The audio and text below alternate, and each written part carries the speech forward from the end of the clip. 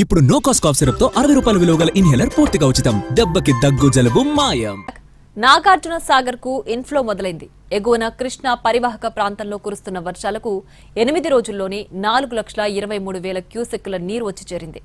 ఎగువన వర్షాలు కురుస్తుండడం, ప్రాజెక్టులు దాదాపుగా నిండు కుండలా మారడంతో త్వరలోనే నాగార్జున సాగర్ నిండు కుండలా మారే అవకాశం ఉంది.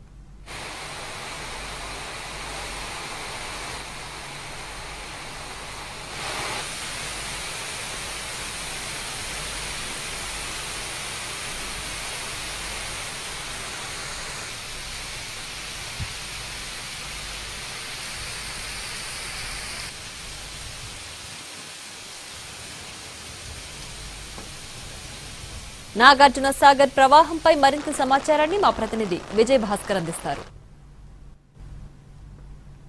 ఎగువన కురుస్తున్న వర్షాలతో నాగార్జున సాగర్కు ఇన్ఫ్లో మొదలైంది. గడిచిన 8 రోజుల నుంచి కూడా నాగార్జున సాగర్కు ఎగువ నుండి నీరు వచ్చి చేరుతున్న పరిస్థితి ఉంది. 8 రోజుల క్రితం జూన్ 30వ తేదీన 514 అడుగుల వద్ద 138 టీఎంసీలతో నీటి నిల్వ ఉండగా ప్రస్తుతం 14 అడుగుల మేర పెరిగి 528 అడుగుల మేర నీటి మట్టం చేరుకుంది.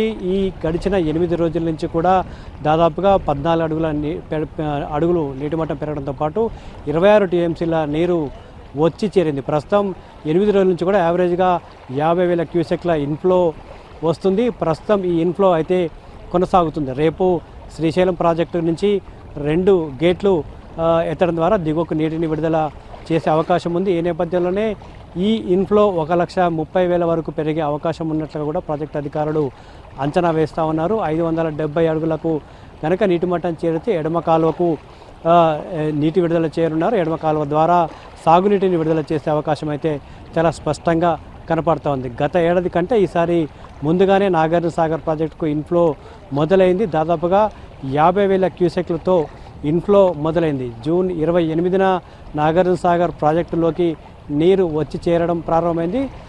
జూన్ 30వ తేదీన నాగార్జున సాగర్ ప్రాజెక్టును 50,000 క్యూసెక్ల నీరు వచ్చి తాకింది. ఈ నేపథ్యంలోనే ఎగువన కురుస్తున్న వర్షాలతో పాటు శ్రీశైలం కూడా నిండుకుండలా మారడంతో ఎగువన ఉండే నీరంతా కూడా నాగార్జున సాగర్ ప్రాజెక్టుకు వచ్చి చేరే అవకాశం ఉంది. ఇదే ఇన్ఫ్లో అంటే ఇప్పుడు ఉన్న ఇన్ఫ్లో శ్రీశైలం నుంచి కనుక 1,30,000 వరకు క్యూసెక్ల ఇన్ఫ్లో కనుక వస్తే 15 నుంచి ఈ జూలై 15 నుంచి 20 తేదీల మధ్యన నాగార్జున సాగర్ పూర్తిస్థాయి నీటి మట్టానికి చేరుకునే అవకాశం అయితే చాలా స్పష్టంగా కనిపిస్తుంది. ప్రస్తుతం 528 అడుగుల వద్ద నీటి మట్టం ఉంది. నాగార్జున సాగర్ 590 అడుగుల గరిష్ట నీటి మట్టంతో 312 టీఎంసీల నీటి సామర్థ్యం ఉంది. ప్రస్తుతం ఇంకా 147 టీఎంసీలు కనుక నాగార్జున సాగర్ ప్రాజెక్టులోకి వచ్చి చేరితే పూర్తిస్థాయి నీటి మట్టానికి చేరుకొని ఉంది. గడిచిన 8 రోజులుగా నుంచి కూడా ఇన్ఫ్లో వస్తున్న నేపథ్యంలో దాదాపు 1,23,000 క్యూసెక్ల నీరు 8 రోజుల్లో ప్రాజెక్టులోకి వచ్చి చేరినట్లు కూడా అధికారులు